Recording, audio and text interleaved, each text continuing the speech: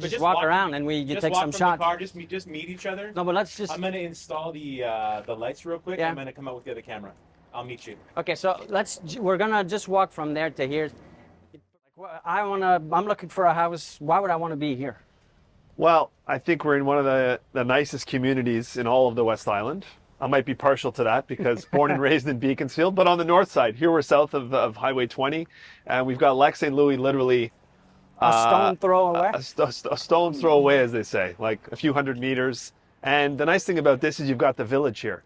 So you've got, you've got our office. The hub has been a hub of the community. He's been here for what? 40 plus years.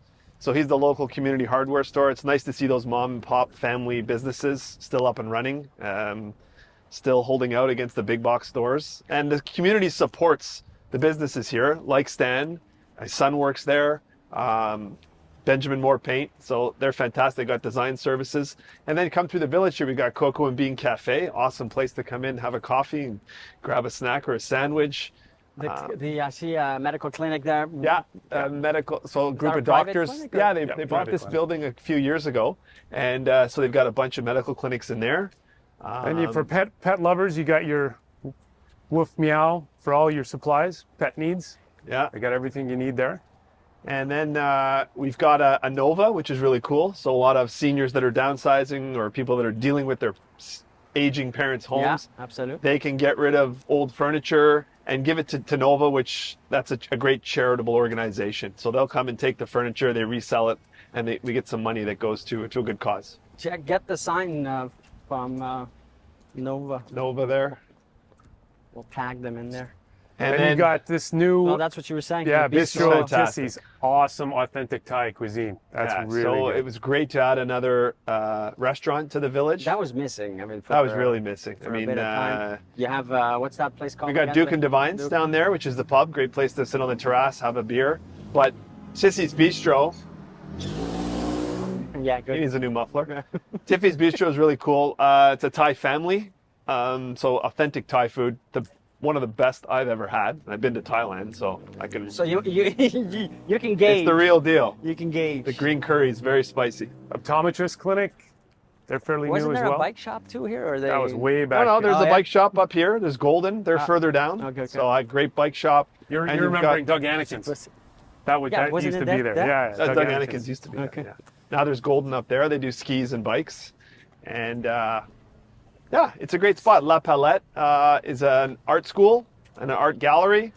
So there's a lot of cool things going on in the village. I feel like I'm on vacation when I walk down the street in this village. It's really nice. Nice wide pedestrian sidewalk. And here every Friday during the summer, you've got the Beau Market. It's a marché, you got fresh produce from local farmers. They come and set up their stalls right here. Arts, and then people gather here. There's guys playing guitar, singing. It's just a really great vibe Friday afternoons. Yeah, you come here and get your farm fresh eggs and your locally grown produce. So it's a great place to live. You've got the waterfront down there. You've also got Villa Beau Repair, which not a lot of people know about. That's a retirement community for autonomous seniors, and they have subsidized rentals for people that are at lower income. So seniors who want to stay in the community and don't necessarily want to have to leave this Beaconsfield neighborhood, they can rent apartments at Villa Beau Repair. There's a great plan there. You get a nice apartment. They got a community garden, and you get one meal a day there. And is that something that's there's vacancy? There's a waiting list right now, but it's phenomenal. That's really nice community. Well, just in terms of location, why is this area so attractive to people who want to buy? On the drive here, I was trying to give him my experience living here. I live on so some of the key I think community draw elements here are great schools. So St. Remy is probably the best rated French elementary school. Got an IB program. I think it's top 5 in Quebec. Yeah, it feels like a private school, really. Yeah, phenomenal school. Being one. You got Christmas Park Elementary, which is the English school. You've got the waterfront, of course, beautiful parks and areas to launch your kayak down there. And then you've got nice big lots with mature trees. And there's a real mix of homes here. You've got small starter bungalows, and then you've got massive waterfront mansions and everything in between. So it is a real nice mix of, it sort of hits different demographics. and different age groups. And we got a lot of young families who moved into Beaurepaire. It used to be a real aging neighborhood, so it's kind of in that transition period, and lots of vibrant community. Sports programs and recreational facilities. You know, lots of activities for kids: soccer, baseball, hockey. You got the rec center just down the street as well. The arena, something for everybody. So when we talk about pricing, what would be like the average or the median right in the middle? The median's Right probably $850. Okay. You got starter bungalows starting in the $650, $700 range, and then you've got waterfronts going up to $6.5 million was our highest sale so far last week. You remember the old Sesame Street? These are the people in your neighborhood. Of course, Bob used to do. Sesame Street. These are the people in your neighborhood. That's what There it's we like go. walking Did down you the get street. that? This is how we're going to start it. Yeah. These are the people that you meet when you're walking down the street. They're the people that you There meet you go. each day. Hi, I'm Scott, Hi, I'm Sean. and welcome to the root of all real estate. Come on in. Come on in. So let's resume where we left off. So your mom, no, you started early 2000. Your 2000, mom yeah. had been a broker already for, what's the math? 12 years. 12 at the top, pretty much. Yeah. Secured the geographical area of Beaconsfield more north. But when you say that, I mean, it wasn't just, she wasn't limiting herself geographically to the No, Sherwood but she area. was very well known in Sherwood, a little bit of Beacon Hill. Didn't have much traction in Beaconsfield South. So very, Yeah. very targeted small farm. Which, if you're an individual agent and you're looking to start a farm, I think it's a natural. But can you still do that today? Absolutely. Oh, yeah. Yeah. You pick an area. Pick an area where you live is the smartest, right? So Yeah, because you're there. You're already there. in the neighborhood. You're involved get involved in the neighborhood, like my mom had done for many years. So she's well known in the area. You were mentioning school boards, Yeah. sports. Well, it helps. Volunteer It work. obviously helps if you have kids and if you're involved. Like, for example, I play old timers hockey, so I'm at the rec center every Tuesday, right? I play touch football, so I'm there every Tuesday and Sunday. You know, and all these people that I'm playing with, I'm getting to know. Yeah. And inevitably, conversations. If you're come up. not an active individual, just because you have limitation, you can just also give some of your time, some of your knowledge, Volunteer. exactly. Yeah. It's puts you in the community. So that's how it all began. You then start in early 2000. 2000, summer of 2000, I joined her. It was really to help her out. She was too busy. And so you started right away with some momentum. I mean, it was already going quite well, as you're saying. Yeah, it was going well. What was your main responsibilities? Do you remember at the beginning? Yeah, Just, I was her runner basically. I would sit down, shut my mouth, shadow her, watch what she did with clients, and my responsibilities was to basically be her assistant. How long did that last for? A year. So the first year she paid me a salary, I'd never forget, $28,000. That was my salary. I had to put up all her signs, go and run around and, get signatures from clients, deliver notaries, envelopes, and all this kind of stuff. I basically was her assistant, her licensed assistant. As you started, was it something that you really wanted to do? Was it like, I want to learn this, or it was more, I don't know, it's an opportunity. It was an opportunity. What was I'm trying to go back to your my motivation. mindset? Yeah. I was a little lost. Like I'd finished university. I wasn't really sure what I wanted to do. I studied political science. I thought I was going to become a lawyer. And sort of was like, mom was doing really well in real estate, really successful, needed help. My dad was taking a course. So I found out my dad had signed up to do the course to basically help her, to be At her the same time assistant. as you, or? Yeah, so dad had signed up for the course. So I said, I'm going to do it at the same time. And my thinking at the time was, I'm going to try this out. I'll give it a year. If I hate it, I can always go and do something else. Okay. I was 24 years old. Okay, right? so when you did it, you were doing it with 100% attention. It wasn't 100%. like It was full time. thing, or Back in those days, we had to hop in the car and drive to Nuns Island to do the course, Yes, driving I back and remember forth from the West Island in traffic. And then I started with my mom, as I said, and I was religious. I did an open house for her almost every Sunday. And basically built my business year one through open houses. I did 12 transactions my first year by doing probably 45 open houses. I can hear some people already saying out loud, look, watching this, yeah, but open houses today. I hear that a lot. Like, what do you think about open houses today? I mean, I know the answer, but I want you from your perspective. Well, just give you my perspective. It's probably Your experience this year. my experience this year is probably one of the greatest lead generators for buyers. And sometimes you're going to get lucky and somebody comes in and they're not represented. They've just started looking and they're interested in that home. So it's a great way to just break the ice and have really good conversations with people. Do you get to meet potential sellers, potential people from the For community that sure. are thinking You've this? always got neighbors that are coming in to look around and they're almost interviewing brokers when they go to open houses to see how are they, how are they presenting the home? How professional are they? So it's still an integral part of your business. It's a critical part, I should say, from the. It's a Sunday afternoon storefront. You're saying, hey, I'm available. I'm opening the door for potential clients, buyers and sellers, to walk in and meet you. I mean, to me, it's a no-brainer. Do you market the open houses differently than you would have, let's say, Oh, of Sean, course, 20 yeah. 20 I years mean, ago? it's digital now, right? We've got Instagram, we've got Facebook, we've got video, so we push it online heavily. And that's a two-pronged approach, because what it does, it really pre-qualifies. How so? What do you mean? Well, when we're doing the videos and the floor plans and all this information that allows somebody to really get a very good sense of what that home is like without you. In the past, it was like you just had a few photos to go by. It's like you really had to go and visit it, and then you walk in and go, oh no, this is not for me. Whereas the people now that are coming in who have seen all those things, they're really serious. Because they had a chance to already get a sense from. It's a pre-qualification tool almost. We're finding more so with our listings online. Open house, again, it's like Scott said before, you're going to get neighbors coming in. I think it's great to be able to meet all the neighbors. Oh, yeah. And then you can with no obligation, no pressure. no obligation, no pressure. Would it be helpful if I gave you some statistics on sales in the neighborhood? Sure. Okay, well, give me your email and I'll put you on my newsletter list, right? Yeah, so you can slowly. Do you nurture. actually require the email or the contact information for your open houses? You don't oblige the people. We changed that strategy. We changed that last strategy. year. We found that. Do you find that you get more people actually signing or wanting to give you the information if you don't? The ones that actually are interested, which is the only ones you want anyway.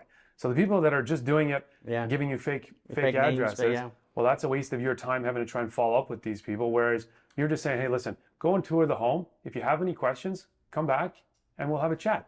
And those that are interested, they come back and you start a conversation. Would it be helpful, as Sean said, would it be helpful if I sent you some more information on this property? And did you know what the one down the street sold for? No, I was interested in that. Oh, I can send you some information about that as well. Then it's like, oh, there's value here. So great way of just growing organically, let's call it that, your database, your pool of potential clients. What would you say is your main source of client acquisition right now? Probably 80% of our business is repeated referral. Past clients, obviously, I've been in the business now for 24 years, so my phone's ringing. So you said earlier, your mom, it took about 5 years to get that momentum going. Then for you, was it similar in the sense of, I'm going where you're in after 5 years, you kind of get the repeat? Absolutely. And the first 5 years, it was primarily buyer business. And then typically the 5-year mark is when people start to move. So if you look on average, the average homeowner stays in their home 5 to 8 years. So at the 5-year mark, if you've sold 30 or 40 or 50 homes over those 3-4 years, those people then start to call you to sell and buy. But if you stay in touch with them.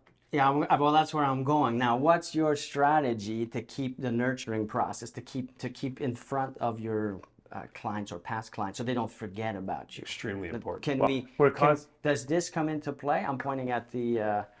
You want to talk about this? Is this part of the nurturing or the absolutely the keeping in touch? Our philosophy, what we felt was that people require, homeowners are looking for this professional advice, right? And they typically seek it out when they're ready to buy or sell. But what they really need is that same advice long before they're planning on buying and selling, and long after they've bought their home, which is, what should I even be doing to maintain this property? Who should I go to for advice if I want to do updates or renovations? What's a smart investment versus something that I'm just doing for me? So I'm a client of yours. I get this is like a not a subscription. Run me through. I'm the client, and you sell me a house. How do I get this service or this Well, they automatically become a member of the Homeowner Advisory Club, which is we give them access to these tools and these professionals that we have.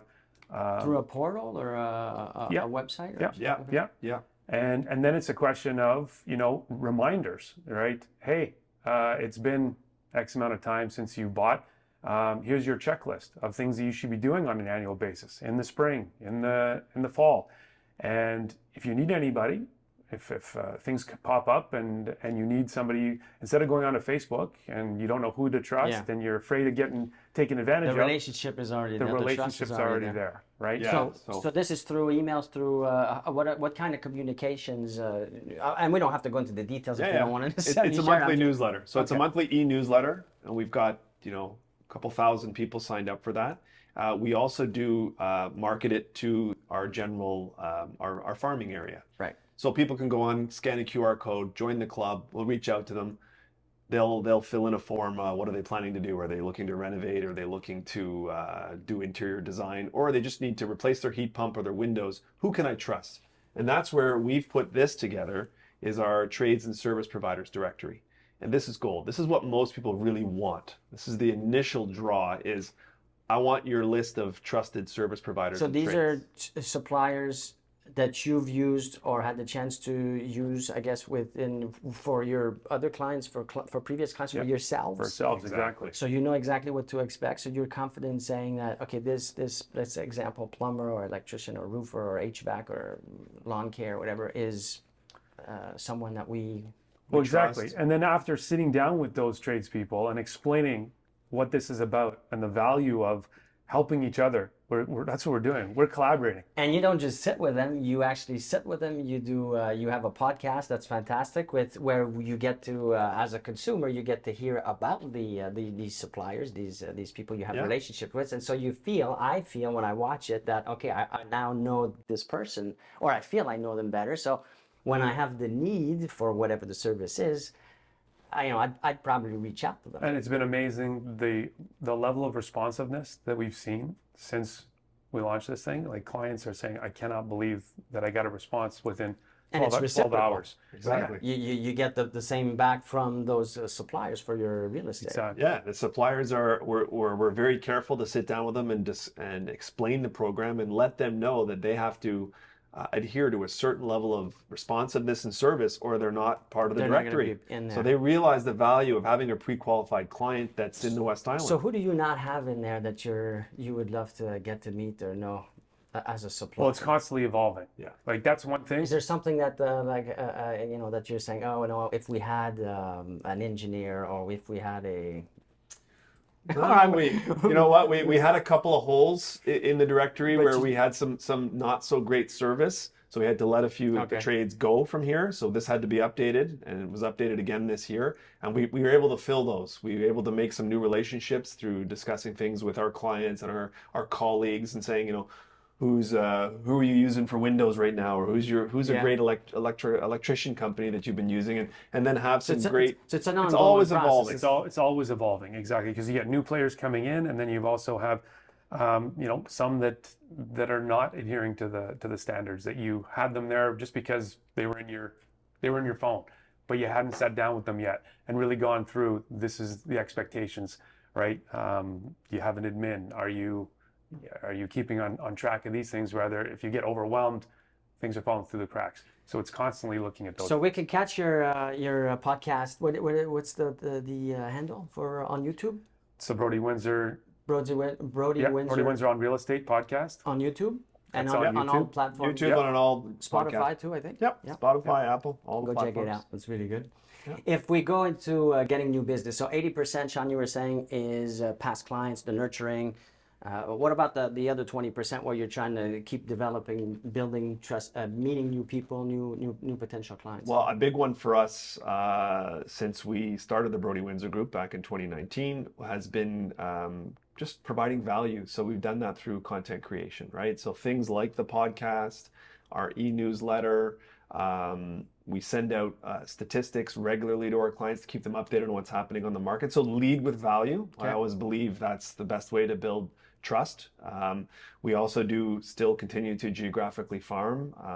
So geographically, meaning what areas do you? Because I've seen listings of yours a bit everywhere. Yeah. Oh, well, a bit everywhere. Mainly West Island, some downtown, some Hudson area, Saint Lazare area. What do you? How do you go about determining that nowadays? Well, we cover a much bigger territory now that we have 6 brokers on the team, right? So we're able to cover more ground, and we have brokers on the team who, like Mark, who lives down in the city, so he's handling a lot more business downtown, condos, that type of thing. But in terms of our nurturing a geographic farm, we've stuck to the same philosophies where we live. Like, I live in Bay d'Urfé, so we farm the Bay d'Urfé community, and Scott lives in Beaconsfield. We've always been had a good presence in Beaconsfield, so those are the 2 areas where we really focus our sort of geographic farming areas. But it's with the podcast and with online, we're able to now expand that out to the greater Montreal area. And you guys are fantastic at the referral business. That's huge for us. This is across the world, because I signed these referral agreements, and you hands down beat everybody in the whole company with the amount of referrals that you're able to generate. That all comes down to content again, where you're putting out value about what's happening in Montreal and people that we've got relationships with across the country. But you also do something great, which is you go to the conferences, you do networking quite well, which a lot of people think, why, it's not really worth it. But you're an example for sure on how much business is that? Like, I signed the papers, I never really, do you kind of, is it a bigger part, 10% at least, no, of your, or maybe not? Not quite 10, but it's definitely bigger than 5%. It's quite it's a number, and it seems to be getting bigger and bigger each year. Like, I got 2 referrals yesterday, one from Ottawa broker and one from Toronto. One was for a listing, one was for a buyer. And those were just to, again, developing those relationships with those brokers across Canada. And as Scott, you're saying that I think it's easier now than ever, easier because of the digital aspect of being able to communicate, stay in touch through social media. They're seeing our content. We're staying top of mind. So that's top of mind with our Montreal market, as well as our nationwide referral network. You spoke about 6 members being 6 licensed brokers on the team. Are you looking to keep growing your team? Are you at a good number now that you feel like this is well, we're going to keep it at that, or? No, I think we're always looking to grow. At the moment, I think probably we need to develop some more foundational stuff on the back end before we can start to scale again. Okay. So we're busy working on that kind of thing. I think we have to be intentional about not growing too fast. And being able to add value to our team as well as our clients, right? It's you've got to add value there. You've got to have that training, culture, mentorship, to help people grow their business. That's ultimately what this is all about. That makes me think you're. I remember having a conversation with you a few years ago, and you had a mentor or a coach. Is that something that you still have? How important was it, or is it for? Oh, I think it's extremely important to have a mentor. I don't have a dedicated coach, someone that I pay. That I did that for a number of years, and it was very good to help me sort of work through scaling the business and building a team, because there are a lot of pitfalls, and learned a lot of things the hard way, made a lot of mistakes. Turning point for me was reading Gary Keller's book, probably 15 years ago, MREA, Millionaire Real Estate Agent. Okay. That's a fantastic Because he's book. got a bunch of books. I forget the one I really enjoyed. I mean, they're all good, but there was one that I thought, this is a great book. Okay, I'm going to... So Millionaire Real Estate Agent, when I read that book, I don't know, more than 10 years ago, that really set off a lot of light bulbs about team building. So from there, it was just an exploration of knowledge, really gaining knowledge about how to structure a team properly. And I think that learning is never ending. Always be learning. So you read? Do you guys read? It's read a ton. We do a lot of podcasts. I love a couple of podcasts we're loving right now is Ninja Selling, Real Estate Rock Stars. These are fantastic. I mean, there's so much value out there for free. Are these local or Canadian? No, they're American. Okay. Both of them. We'll check them out. I don't remember, you know them, Jay? Yeah, Ninja's great. You do? Yeah. I'm going to check that out. Yeah. Is there anything that didn't quite cover that you'd like to put out there or cover? Or I think we pretty much touched on everything. Yeah, that was it. It's like constantly evolving. That's the key. Yeah, and I'd like to Everything's touch changing. on like our philosophy around the team, right?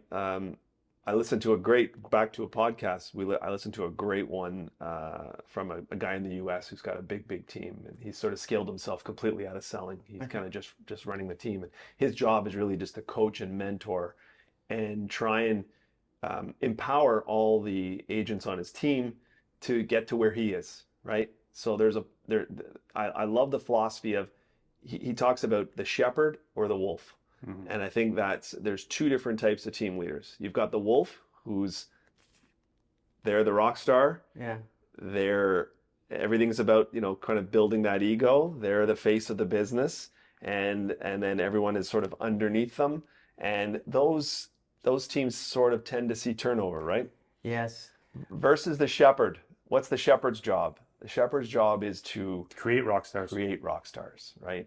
And so that's, I think, the philosophy. But I'm that going we've to go taken. with, I mean, I'm a team leader. I'm an owner of a business. I understand what you're saying, and it's really scary to let go of certain things, obviously, because as you've probably experienced, as you let go, it takes time for those people to do it the same way or as well, or so there's Differently. or differently. That's a great point. Yeah. And so it's I get it. Like sometimes when the win is in the sale and the business is going well, it's easier to do than when, let's say, we go back to 2023 last year, which was a tough year. I'm putting myself as an example where you feel like, okay, I'm going to go back to doing more and taking control more of certain aspects. I'm on a mastermind with some other successful brokers, and I noticed at the last mastermind that a lot of these team leaders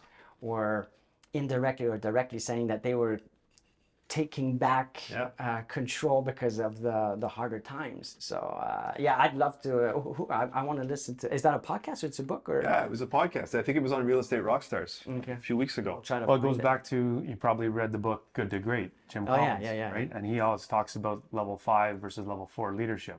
And the level 4 leader is like your rock star CEO, right? Like that's the Lee Iacocca's, who were like, they just drove that business. They were very charismatic. But as soon as a guy like that leaves, the company falters. Well, Jack Welch. Perfect example. Yeah. So really the level 5 leader is the guy that you probably haven't even heard of, who's focused on building his succession team, right? And creating people underneath him that are better at a lot of things than he is. It's easier said than done, though. Oh, no, 100%. But like back to your point when you mentioned, like, you have a tough year and you feel like you got to get back into the weeds. I totally can relate, but I think that's a great symptom for us team leaders to realize, hey, maybe there's some areas in my business that need some tweaking, need a little bit of improvement. Yes. Maybe I don't have the right people in the right seats. To be conscious of it, I think, is the first step, which is what we're talking about, and that's a great point. I'm happy you brought that up. I think if you can realize where you can improve, and then slowly, like back to another great real estate book, Chris Waters' book called The Millionaire Real Estate Team. Great quote in there. He says, "Your ultimate job." So if you've accomplished your role in building a successful real estate business that you can sell, is to fire yourself as a real estate broker. Yeah, I don't know too many people that have done that, and it's a scary thought I'm sure for a lot of team leaders out there. But I think that's the right. It's extremely hard, and it should be a challenge that we give ourselves, and to do it on a X amount of time. And that's good. That's great. Well, this was very fun. I really enjoyed it. Yeah, it's good. Good chat. We'll do more of these for sure. So all the best. Thank you so much, Scott. Thank you. All right, it's in. Nice offices. Thanks. And good luck for this year. Jesus, that's amazing. Yeah, the second half is as good as the first. We'll double last year. Well, I was reading today in the news, they might actually, there's indications that they're going to potentially reduce. Because inflation's under control.